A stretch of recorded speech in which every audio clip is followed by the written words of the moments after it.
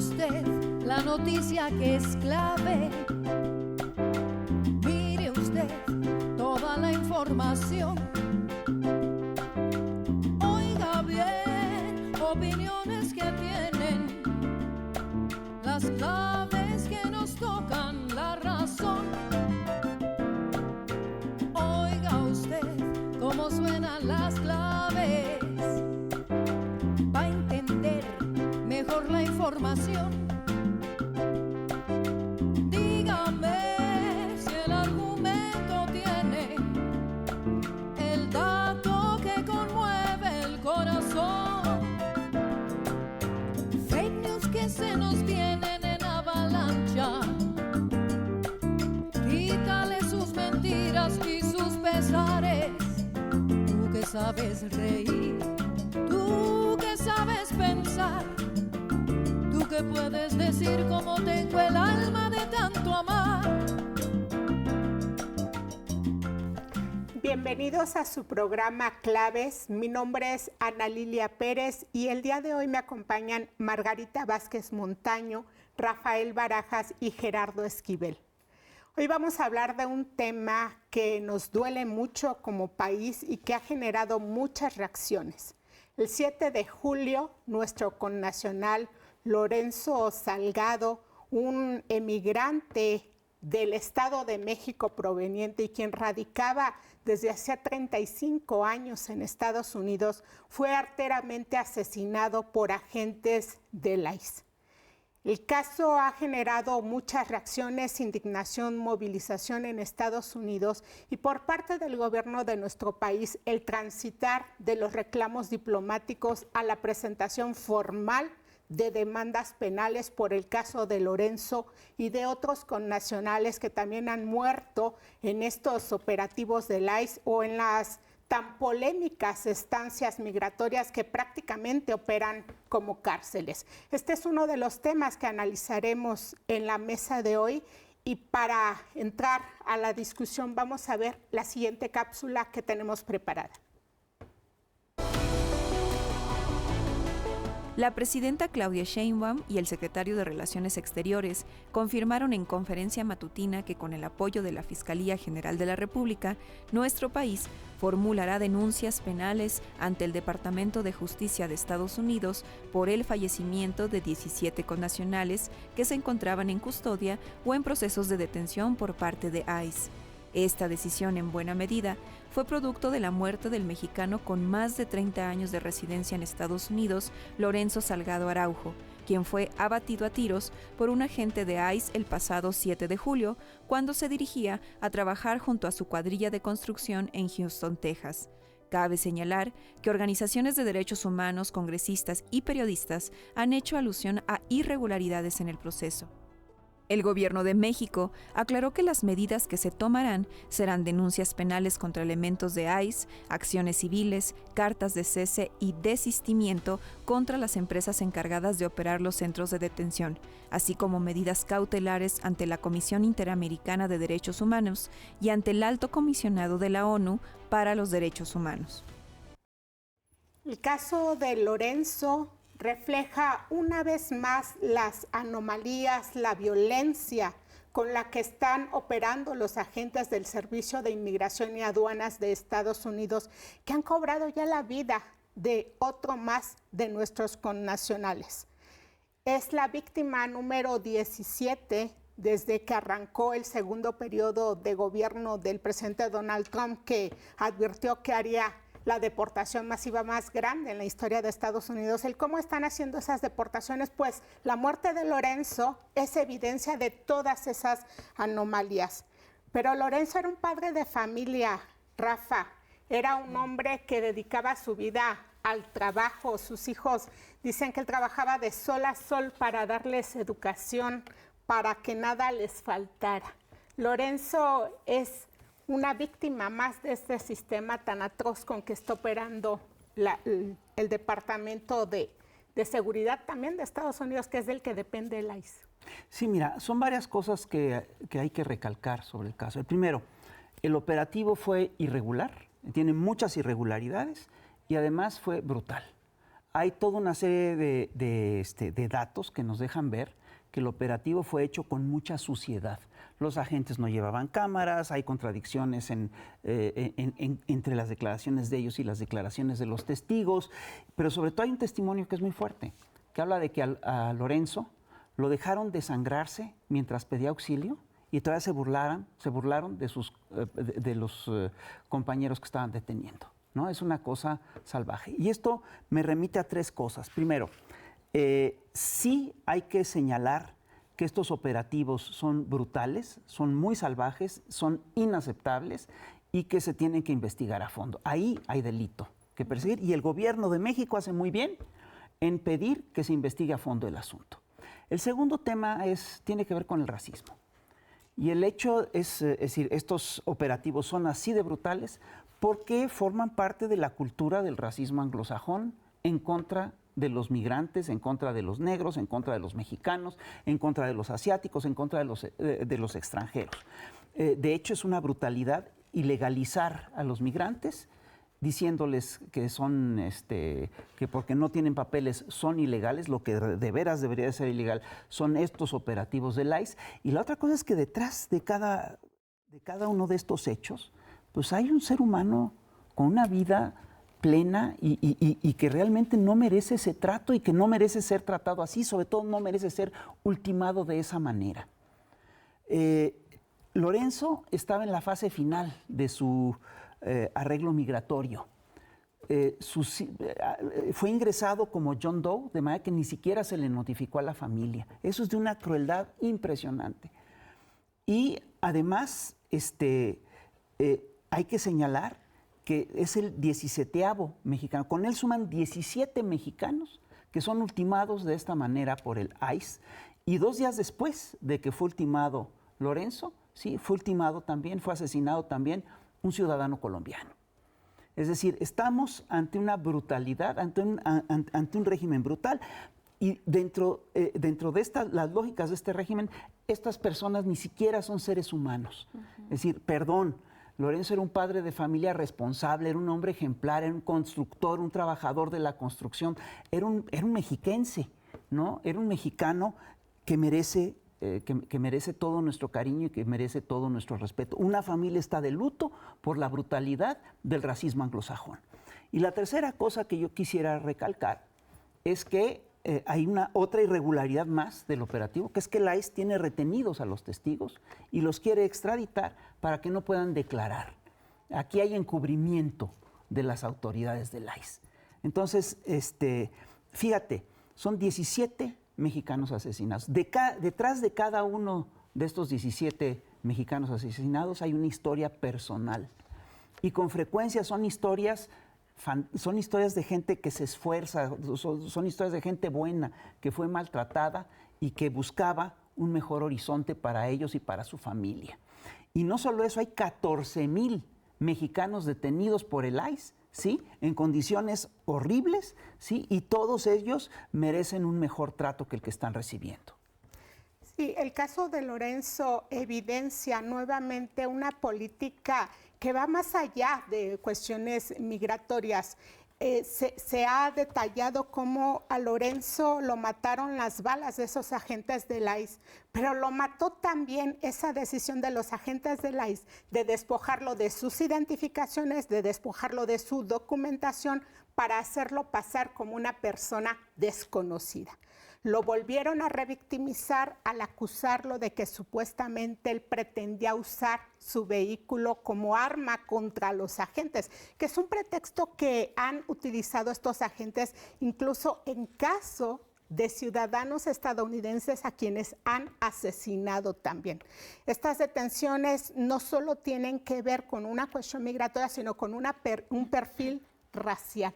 Y en ese perfilamiento racial incluso se ha encarcelado a ciudadanos estadounidenses que a juicio de estos agentes del ICE no cumplen el fenotipo para ser estadounidenses. Es terrible lo que está ocurriendo en ese país, pero estas acciones, Magali, son parte de una política determinada por el gobierno de Trump y por el sistema que él está encabezando en estos momentos. Sí, definitivamente hay que verlo desde ese lugar, particularmente desde el segundo mandato de Donald Trump. Fue muy clara, ¿no?, la política migratoria que iba a llevar a cabo, aunque evidentemente durante su primer mandato el discurso del muro y otros elementos pues se arreciaron durante este segundo mandato. A mí me gustaría retomar el tema de la deshumanización de la que hablaba Rafa, que me parece un elemento muy importante para entender en buena medida cómo se realizan los operativos, ¿no? O sea, en ese proceso de deshumanización, que lo podemos ver en otros contextos como en Gaza o en otros espacios en el mundo, está atravesado también por el racismo, ¿no?, pero también con una política nativista que no es que no existiera. Despertó y avivó Donald Trump y el movimiento MAGA. Hace unas semanas hubo una movilización enorme de fascistas enmascarados en D.C., en Washington, D.C., en donde de alguna manera lo que nos está mostrando al mundo Estados Unidos es esa cara brutal y real que siempre ha existido, ¿no?, en Estados Unidos, pero que se contenía en buena medida pues por el Partido Demócrata, con ciertas posturas moderadas, en fin, pero que siempre ha estado ahí y que está en la raíz de la propia historia de Estados Unidos. Pensemos en los centros de detención, ¿no? Estos espacios que están siendo regenteados, administrados por empresas privadas. Lo mismo pasa con las cárceles en Estados Unidos, también hay que señalarlo, es un mismo modelo que se implementa, y como está en manos de privados, pues obviamente las limitaciones para, digamos, proteger los derechos humanos de las personas, pues ahí están, ¿no? Son evidentes y que de alguna manera nos hablan de esos procesos de deshumanización que están teniendo lugar en Estados Unidos por este marcaje, ¿no?, fenotípico que se hace contra quienes están haciendo los operativos en ICE, y eso de alguna manera me recuerda, por ejemplo, a los centros de detención que hubo contra japoneses en la Segunda Guerra Mundial. No les llamaban centros hablaban de que eran espacios de concentración de población por seguridad nacional. Pero si nosotros hacemos una alusión con los campos nazis en donde se encarcelaban a judíos y a otras minorías, ¿no?, y los historiadores pues ya han revelado, ¿no?, que en realidad tenía esa connotación. Recordemos la expulsión de mexicanas y mexicanos en la década de 1930, fue una diáspora muy fuerte que también que marca la historia de Estados Unidos, pero también la historia mexicana. Es decir, eso ha estado ahí. El asunto es que tenemos un presidente tienen en Estados Unidos un presidente que clara y evidentemente es un nativista de cepa y que ha despertado todo este andamiaje cultural y político que viene desde finales del siglo XIX en Estados Unidos y que se reafirma de alguna manera con los operativos que está llevando ICE, que rompen cualquier protocolo internacional de derechos humanos y les vale. Esa es la realidad. Y me gustaría nada más dejar sobre la mesa, que lo podemos tratar más adelante. Marco Rubio ya anunció que Estados Unidos quiere desmantelar la Corte Penal Internacional. ¿Por qué? Porque lo ven también como un riesgo a la seguridad nacional, que desde la Corte Penal Internacional se juzgue a sus funcionarios y a sus militares ante hechos que afecten los derechos humanos de las personas en suelo estadounidense o no. Y eso pues también conecta con lo que estamos viendo el día de hoy, con las acciones que se están llevando a cabo al interior de Estados Unidos, pero fuera también de Estados Unidos. O sea, es todo un andamiaje muy interesante y que pues debe generarnos preocupación, consternación en el mundo. Y qué bueno que la presidenta está tomando medidas concretas a través de relaciones exteriores para atender los casos de nuestros connacionales. Y mire, estos centros de detención que se han ampliado a partir de esta estrategia del gobierno de Donald Trump contra los migrantes, son los que más recursos están recibiendo por parte del gobierno estadounidense. Se han desfondado, Gerardo, organismos que tienen que ver con derechos humanos, se le resta presupuesto en Estados Unidos a la educación, se le resta presupuesto a la ciencia, a los institutos de investigación. Estaban los investigadores en distintos momentos reclamando cómo les han ido quitando presupuesto, pero el presupuesto del ICE va en aumento. El año pasado se le asignó un presupuesto millonario para ampliar sus agentes. Son ya 20,000 agentes de esta agencia. Y apenas en junio, hace una semana, se les aprobó un presupuesto multimillonario para garantizar que el ICE opere por lo menos hasta el término del gobierno de Trump con millones de ese presupuesto. Así es, efectivamente, lo que estamos viendo es también un reajuste en las prioridades del gobierno estadounidense, desafortunadamente, que van en el sentido pues, a lo que uno consideraría contrario al desarrollo, al bienestar de la población, que es quitarle recursos por ejemplo, a las universidades, a la televisión pública, a la radio pública, que es muy importante porque contribuye mucho a la discusión, y en cambio destinarlo a este tipo de actividades que, como bien se ha descrito, son actividades pues, que rayan completamente en la violación de los derechos humanos, que tienen este carácter racista, xenofóbico, y del cual nuestros connacionales pues, están siendo víctimas, en particular porque, como sabemos, un porcentaje importante de la población migrante en Estados Unidos es de origen mexicano. Entonces, estamos siendo afectados los mexicanos por este tipo de decisiones, pero también hay que entender otra parte del contexto. No solo es la parte de recursos que están reorientándose en Estados Unidos, sino también por qué está ocurriendo este cambio en las políticas. Y eso tiene que ver también con los cambios en los patrones migratorios. Como se sabe, ya no hay tanto flujo migratorio de México a Estados Unidos. Entonces, en la frontera ya no están ocurriendo tantas detenciones, porque justamente ya no hay tanta gente en este momento intentando cruzar, comparado con lo que se había hecho históricamente. Y el presidente Trump, en sus propuestas, las cosas que ofreció a su base de votantes, fue justamente las deportaciones masivas. Lo que tiene que hacer, como ya no puede detener gente en la frontera y regresarlos, que es lo que ocurría, por ejemplo, con el presidente Biden, lo que está haciendo es buscar a los mexicanos donde estén. Y eso es lo que está generando estos encuentros, estos choques y estos actos completamente violentos e inhumanos, ¿no? En donde pues, se dan estas circunstancias, en donde falleció desafortunadamente nuestro compatriota Lorenzo Salgado, y donde, por cierto, hoy un medio nacional reporta otra muerte de otro mexicano que en un intento por detenerlo, al intentar escapar, lo atropellaron. Entonces, digamos, es un mexicano más que se suma a esta lista ya, sería el 18º en este caso, que fallecerían en consecuencia de estas detenciones, que es muy grave, y me parece en ese sentido muy importante que el gobierno de México, la presidenta Sheinbaum, haya manifestado abiertamente su oposición, su crítica, en la tomar acciones, que por cierto en Estados Unidos también hay un poco de intentos de contrapeso, ¿no? En el caso de Houston es una ciudad demócrata en donde se ha anunciado que van a tomar acciones por parte del alcalde. Lo mismo que se intentó hacer en Minnesota, por cierto, con el caso del asesinato, pues también a mansalva de una ciudadana estadounidense que estaba defendiendo un poco a otros, impidiendo que detuvieran a otros migrantes. Y también ahí la ciudad está tratando de hacer algo contra el gobierno federal, porque también hay una lucha y una disputa también allá adentro, ¿no? Y eso es interesante, pero lo que estamos viendo efectivamente es el uso indiscriminado de la fuerza, ¿no? Por parte de una agencia que incrementó notablemente sus recursos, que contrató de manera desproporcionada a mucha gente, y que eso también refleja la falta de capacitación de todas estas personas. Es decir, estos agentes del ICE son gente que no está preparada para llevar a cabo una actividad de esta naturaleza, no tiene el equipamiento suficiente, porque ahora resulta que no tienen las cámaras en el cuerpo que todas estas agencias se supone que deben llevar. Y no la tienen, a pesar de los enormes recursos que les han otorgado, por razones administrativas, ellos aducen, ¿no? Y le echan la culpa al Congreso, de alguna manera. Pero la realidad es que son políticas deliberadas racistas, xenófobas, que están perjudicando de manera muy específica a la población migrante de origen mexicano. Y eso creo que es muy importante que lo digamos y lo reiteremos.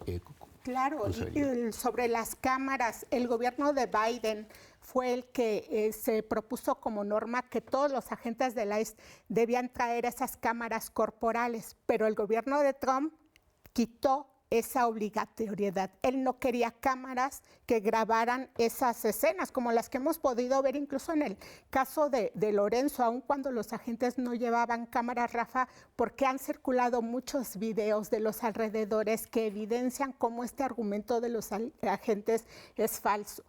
Hablaba Gerardo de esos contrapesos también que se pueden encontrar en Estados Unidos y son, por ejemplo, senadores demócratas los que apenas el mes pasado mandaron una carta al titular del ICE y al encargado del área de seguridad nacional de Estados Unidos, que es de quien depende, para alertar precisamente de el incremento de personas fallecidas bajo custodia del ICE.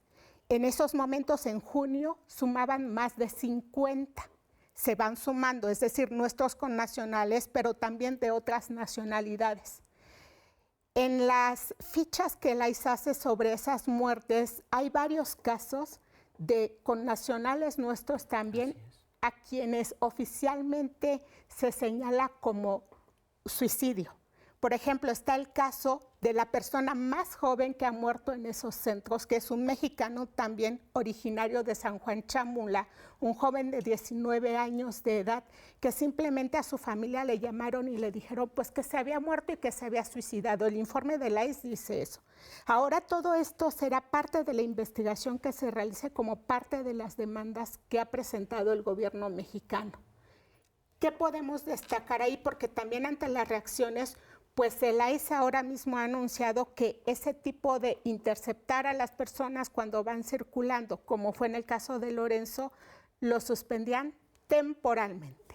Sí, claro, mira, lo primero que hay que recordar, que hay que señalar acerca de esta decisión del gobierno norteamericano, es que la protesta sí sirve y que la gente solo va a poder avanzar en materia de derechos humanos si se moviliza y si se activa. Y entonces esa es la primera lección que se tiene que sacar. Tenemos, entre otras cosas, que señalar, además, como un agregado a lo que ustedes están planteando de la falta de presupuesto del ICE y de lo irregular del operativo, que las camionetas que iban persiguiendo a Lorenzo no traían identificación, no se sabía quién era. Entonces, a Lorenzo lo venía persiguiendo una camioneta negra, que bien pudo haber sido de La Maña o de quien quieras, y él no se puede aducir que hubo resistencia a la autoridad. Y la última cosa que yo quiero señalar, y seré muy breve, es que estamos ante una batalla cultural muy importante, que es la batalla cultural de la extrema derecha, que se asume como anti-woke, que está en contra de los derechos de la mujer, de la diversidad, de las minorías, de los grupos minoritarios, raciales, etcétera, etcétera, etcétera, y que al final de cuentas está dispuesto a pasar por encima de los derechos de todas estas personas, que deshumaniza y que es al final de cuentas una derecha fascista. En la movilización, Magali, se puede encontrar esa alternativa porque a raíz de lo que ocurrió con Lorenzo, ha habido mucha movilización en Estados Unidos, no solo por parte de comunidad migrante, comunidad latina, sino también de ciudadanos estadounidenses, de organizaciones. ¿Cuál es esa alternativa que se puede tener? Sí, ahorita que escuchaba a Rafa, pensaba, sí, evidentemente la movilización funciona en buena medida porque es multitudinaria. O sea, hemos visto en lo que va del año, bueno, de la gestión de Donald Trump, hay un caso, ¿no?, de detención y además con casos tan fuertes, con los asesinatos de Rennie Wood, Alex Preddy, que eran ciudadanos estadounidenses, ¿no?, que pues decidieron tomar una postura frente a las políticas migratorias de Donald Trump y frente a ICE, y eso pues les costó la vida. Y en buena medida yo nada más dejaría la pregunta, ¿dónde se va a colocar la oposición? Es decir, el Partido Demócrata frente a esto. Creo que es como el tema y político del momento a nivel interno en Estados Unidos. Los socialistas dentro del Partido Demócrata lo han hecho y en buena medida eso explica, hasta cierto punto, no voy a decir que es todo, pero en buena medida explica, por ejemplo, el triunfo de Zohran Mamdani y todo un grupo que además que provienen de familias migrantes. Entonces yo creo que ahí está esa batalla cultural y el lugar donde se puede colocar la esperanza para defender los derechos humanos en Estados Unidos, pero en el mundo. Y se van sumando, Gerardo, voces de otros mandatarios a raíz también de este crimen, 6 días después de lo ocurrido a Lorenzo, de un ciudadano de origen colombiano, Joan Sebastián Guerrero, un joven de 23 años de edad. El presidente Petro sale a hacer un reclamo formal, pero en el caso de México se va ya por las demandas penales contra el ICE y contra estas empresas que operan con contratos del ICE estos centros de detención que se ha documentado ya ampliamente las condiciones tan deficientes en las que operan, a pesar de que están recibiendo recursos multimillonarios. ¿Será una alternativa que los gobiernos de esos países cuyos connacionales han sido asesinados, que han sido muertos en estos centros de retención, también presenten demandas? Absolutamente, la batalla se tiene que dar en muchos frentes, ¿no? Hay que hacer la protesta social en las ciudades donde están ocurriendo las detenciones. Las comunidades de migrantes mexicanos están muy bien organizadas, están articuladas, tienen temor, pero también saben defender sus derechos y ellos lo están haciendo en Estados Unidos. El gobierno mexicano y los gobiernos latinoamericanos y de otros países que quieran sumarse deberán también manifestar su postura en contra de esto y también esperar que ocurra, que al interior ocurran se den estas manifestaciones en contra, porque el gobierno de Trump no es para siempre, afortunadamente, y tiene que haber contrapesos y en algún momento tendrá que hacerse un balance de lo que ha ocurrido, ¿no? Tendrá que buscarse hacer justicia, porque no es posible que ocurran este tipo de asesinatos contra ciudadanos de estadounidenses o migrantes mexicanos de otros países, de la naturaleza que han ocurrido, ¿no? Tan arteramente, con una clara violación de los derechos.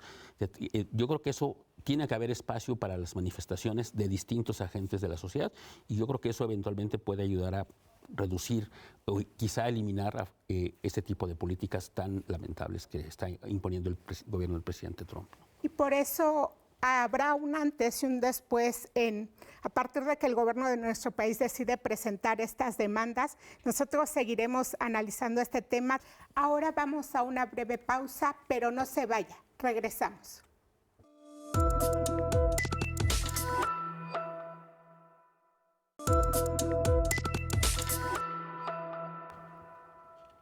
Bienvenidos de nuevo a su programa Claves. En esta emisión estamos con ustedes Magali Vázquez, Ana Lilia Pérez, Gerardo Esquivel y un servidor, Rafael Barajas. En esta ocasión, en este bloque, vamos a hablar del Mundial de Fútbol que ya está llegando a su fin. Pero antes de tocar el tema, vamos a una cápsula. El próximo domingo 19 de julio tendrá lugar la final del Torneo Mundialista de Fútbol 2026. Como sabemos, las sedes de este torneo fueron México, Estados Unidos y Canadá. En nuestro país se llevaron a cabo 13 de los 104 partidos agendados. A nivel económico, se estima una derrama de entre los 45,000 y 50,000 millones de pesos para los sectores de comercio, turismo y servicios en la Ciudad de México. En el plano social, el gobierno federal, en coordinación con los estados sede, buscó ofrecer alternativas para la afición frente a los altos costos en las entradas a los partidos mediante el programa Mundial Social.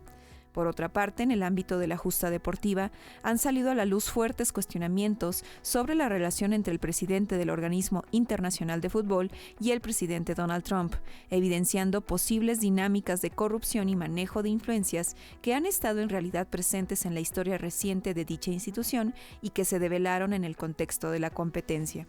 Asimismo, se detectó una campaña de desinformación a lo largo de la jornada deportiva a través de redes sociales y otros medios. Por ejemplo, se difundieron noticias falsas que, mediante el uso de la inteligencia artificial, posicionaron la idea de que México no estaba listo para albergar la competencia y que ésta debió jugarse exclusivamente en Estados Unidos.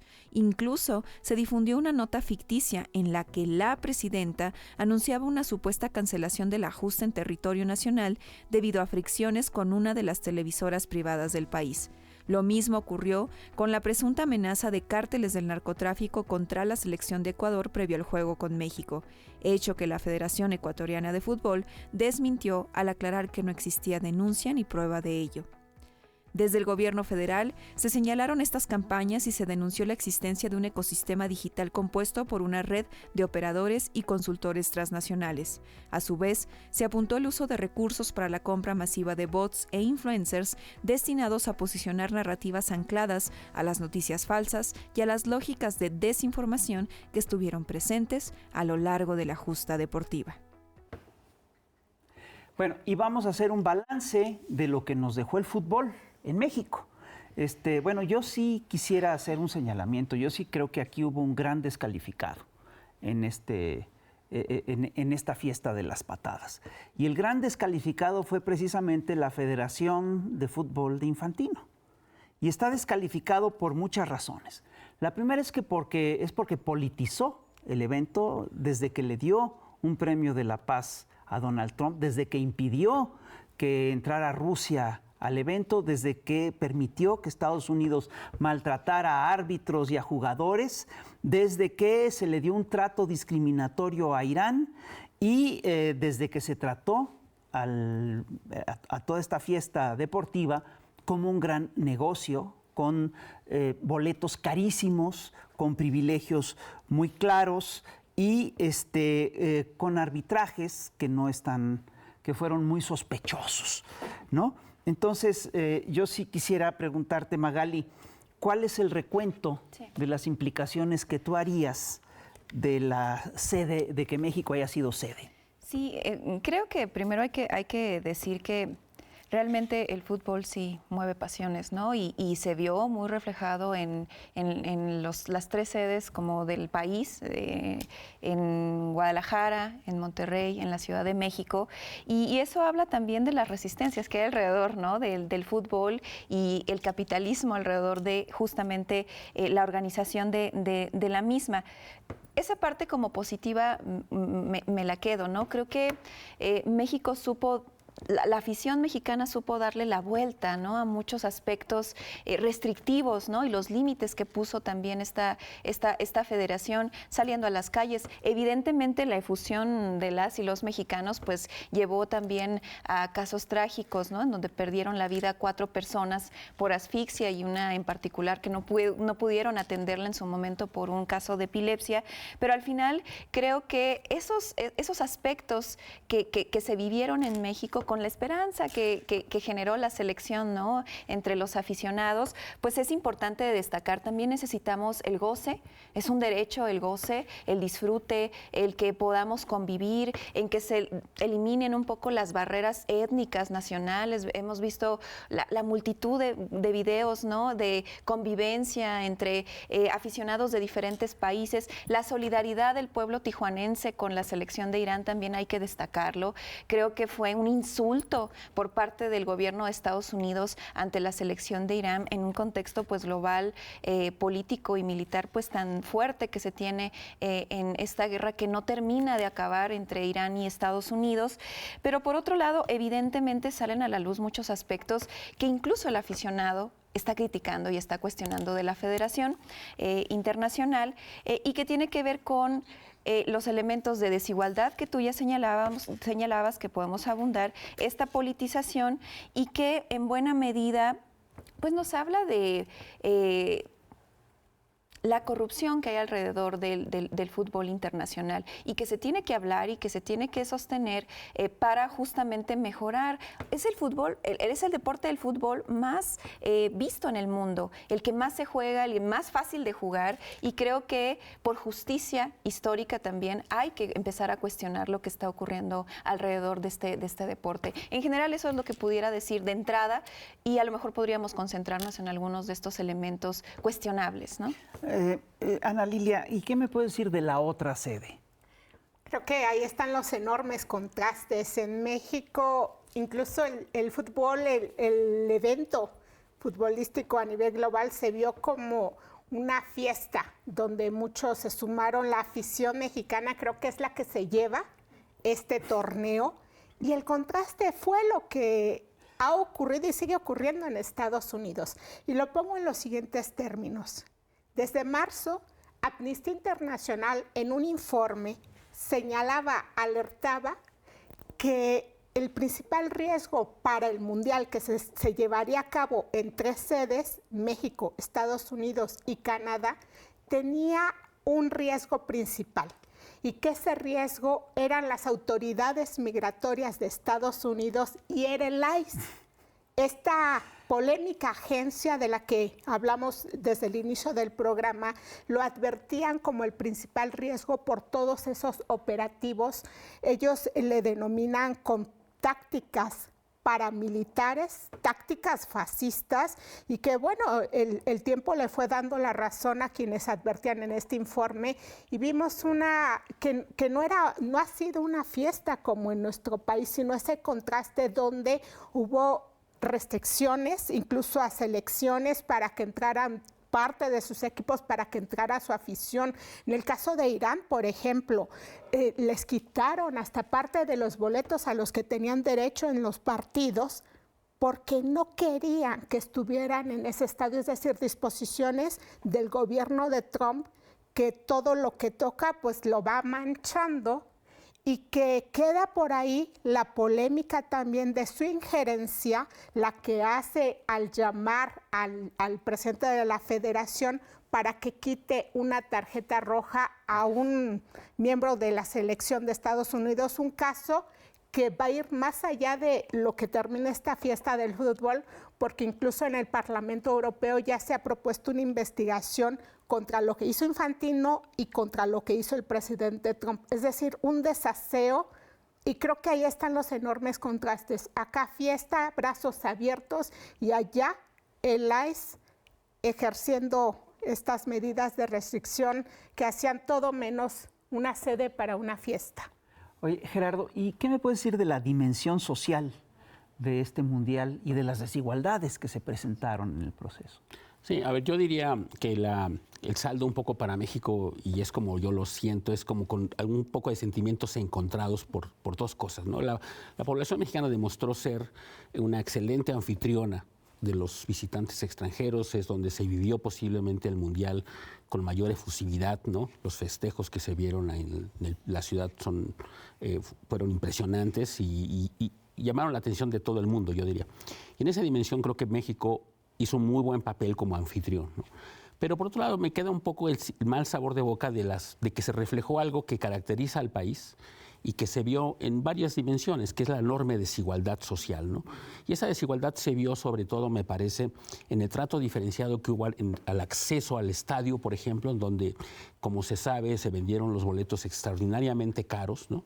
Y eso inmediatamente segmentó al acceso, redujo el acceso a la población y hubo un desplazamiento, digamos, del usuario habitual, del consumidor habitual del fútbol en México, que son pues, las grandes masas de la población que llenan los estadios de la Liga de México profesional y de otras ligas amateurs, en fin, que no pudieron acceder al estadio simplemente por razones económicas, obviamente.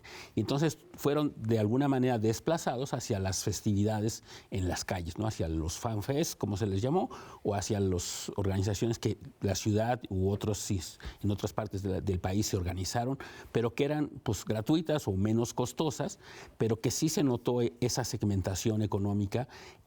Se veía claramente, si uno veía las transmisiones del partido, pero sobre todo previas, donde entrevistaban a la gente que iba al estadio, pues que era claramente de un grupo socioeconómico de la parte más alta de la distribución. No necesariamente los más aficionados, pero simplemente quienes podían pagarlo. Y este es el resultado de muchas cosas. Es resultado de una decisión pues, que tiene que ver con que parece extraño, pero pues así ocurre ahora justo porque el gran beneficio económico proviene de unos cuantos personas, es haber achicado la capacidad del estadio. O sea, una cosa que antes se buscó en su momento, por ejemplo, en México 70, cuando México buscó la sede, se buscó construir el estadio de mayor capacidad en ese momento en el mundo, que era el Estadio Azteca. Ahora, pues se achicó, se le redujo casi 25% la capacidad. ¿Para qué? Para poder hacer espacio para más gente que pueda pagar mucho más caro para tener esta cosa que le llaman hospitalidad, ¿no? Entonces, esas decisiones terminan sacando a la gente del estadio, ¿no? Luego, el mecanismo de fijación de precios de la FIFA, mecanismos dinámicos, como se les conoce, pues también terminan encareciendo todo. Y las redes sociales, que también hacen que mucha gente ahora quiere ir al estadio, no para ir a disfrutar un partido, sino a demostrar que fue al estadio, ¿no? Entonces, todo eso contribuye, me parece, contribuyó a generar una sensación que a mí no me gustó, que es ver el estadio pues lleno de un segmento de la población que refleja a solo una parte del país, ¿no? Una población predominantemente blanca, predominantemente de altos ingresos, y que desplazó hacia las calles, pero que la gente lo hizo muy bien después, que se apropió de las calles, pero que sí es un reflejo de una desigualdad que a mí me parece que es lacerante en el país y que se verá reflejada en un evento como este, cosa que no ocurrió, por cierto, ni en el 70 ni en el 86, por distintas razones, pero que sí ocurrió ahora, que me parece que es un poco el signo de los tiempos, ¿no? La desigualdad, la segmentación, la separación, y creo que eso es algo que no me gustó de este Mundial en México, en general en Norteamérica, ¿no? No, tienes toda la razón. Con todo, siguiendo la pauta que marcó Magali, pues fue una gran fiesta. Y la verdad es que hubo fenómenos fantásticos, ¿no? Es decir, por ejemplo, yo sí creo que uno de los grandes ganadores de esta fiesta de las patadas es, sin lugar a dudas, la selección de Cabo Verde. Fue un fenómeno maravilloso, ¿no? Un país chiquititito con un puñado de habitantes que hace un papel fenomenal. Tenemos fenómenos futbolísticos nuevos, como el de Erling Haaland, que es un personaje fantástico.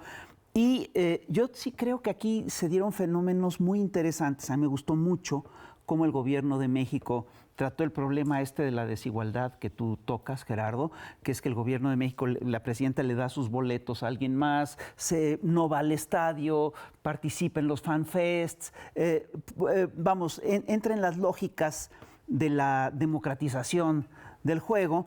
Y hay un fenómeno también que me gusta también, el hecho de que México sí hizo un festejo importante, ¿no? Yo sí creo que quedó como un muy buen anfitrión a nivel global, todo el mundo prácticamente lo reconoce. Y al lado de esto hay un fenómeno que no podemos dejar de tocar, que son las campañas sucias, las campañas de descrédito que se dieron. ¿Qué opinas tú sobre eso, Sí, Magali? nada más me gustaría señalar en este asunto de la desigualdad, porque luego me tocó ver comentarios incluso críticos, por ejemplo, de la inauguración, ¿no? Bueno, eso no le competía al gobierno.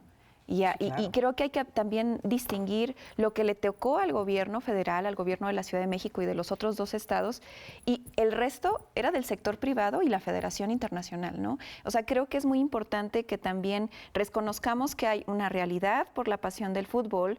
En buena medida eso explica la retirada de la CENTE también, ¿no? Porque ya había hasta conatos ahí de tensión, ¿no? Entre los aficionados y los compañeros del sindicato. Y eso, pues, de alguna manera, pues, estuvo muy presente en las primeras semanas del torneo, pero sí yo quería decir, hay que saber distinguir qué le tocó al gobierno y qué le tocó a la iniciativa privada y a esta organización. Ahora, retomando el tema de las campañas de desinformación, que en realidad hemos estado hablando de este fenómeno, no solo en lo que concierne al torneo mundialista, hablamos de este fenómeno en las elecciones que han tenido lugar en América Latina, Colombia, Perú particularmente, y cómo operan, ¿no?, las redes sociales a través de, ahí sí, el uso descarado de la inteligencia artificial, particularmente en este caso, ¿no? En donde, por ejemplo, el video que se hace con IA, en donde la presidenta aparentemente está amenazando, ¿no?, a Ecuador previo al partido, este comunicado también falso de la Federación que afirmaba una investigación contra México porque resulta que no dejaron dormir a los jugadores de Ecuador y en fin, o sea, pero creo que sí es un golpeteo muy bien organizado contra justamente el gobierno en particular y que, digamos, está en el centro de las discusiones que estamos teniendo ahorita. Es decir, ¿qué tan regulado, más bien sabemos que no está regulado, el uso de la inteligencia artificial para generar este tipo de contenido, pero además que impacta? O sea, imagínense este tipo de comunicados mientras la gente está emocionadísima, ¿no?, con que ganó la selección a Ecuador y tienes este tipo de comunicados, el retuiteo, el compartir este tipo de comunicados, pues lo vuelve viral. Este es un aspecto que me parece importante, pero que nos habla de los tiempos que estamos viviendo. Es decir, no es solo exclusivo de este momento histórico que nos tocó vivir en esta contienda internacional del deporte más jugado y seguido en el mundo, sino que es una tendencia, es decir, lo vamos a estar viendo a lo largo de diferentes procesos políticos, sociales y deportivos que de alguna manera nos tendrían que estar resonando.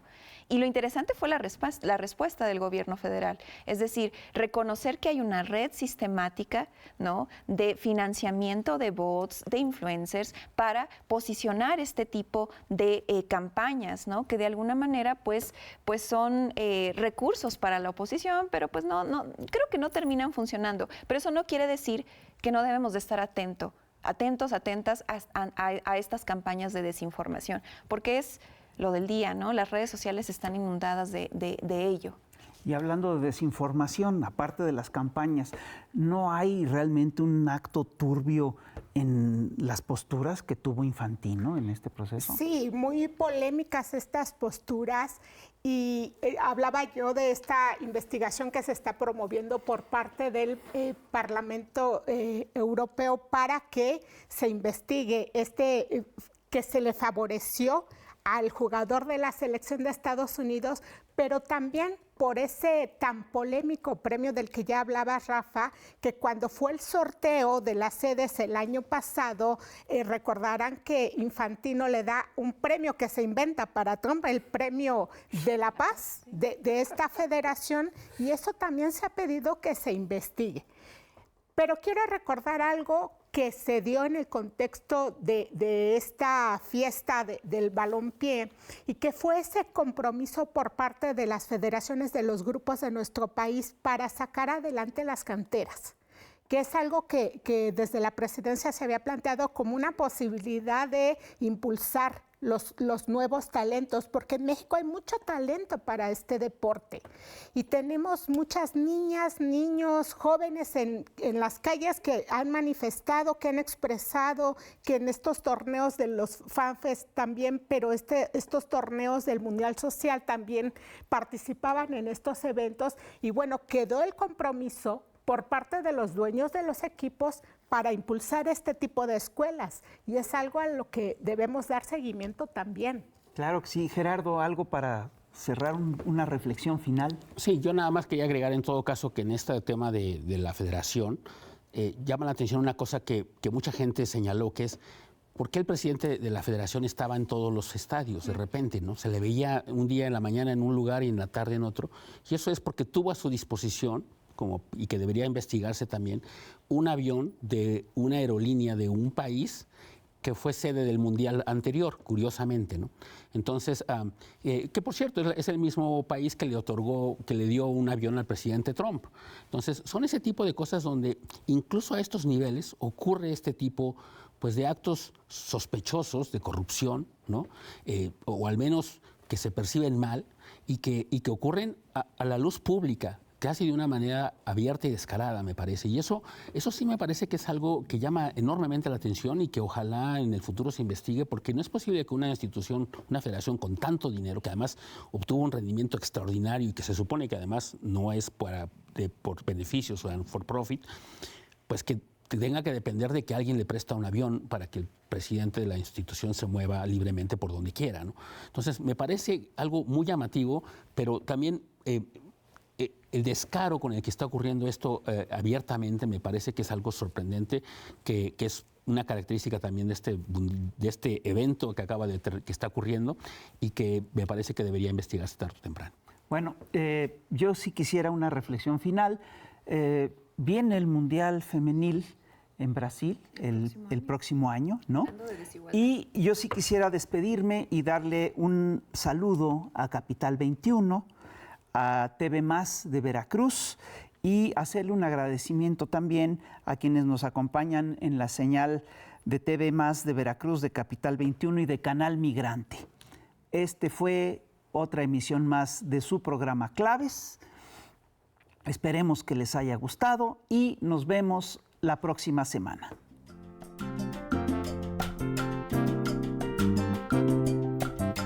Oiga usted la noticia que es clave. Mire usted toda la información. Oiga bien, opiniones que tienen las claves que nos tocan.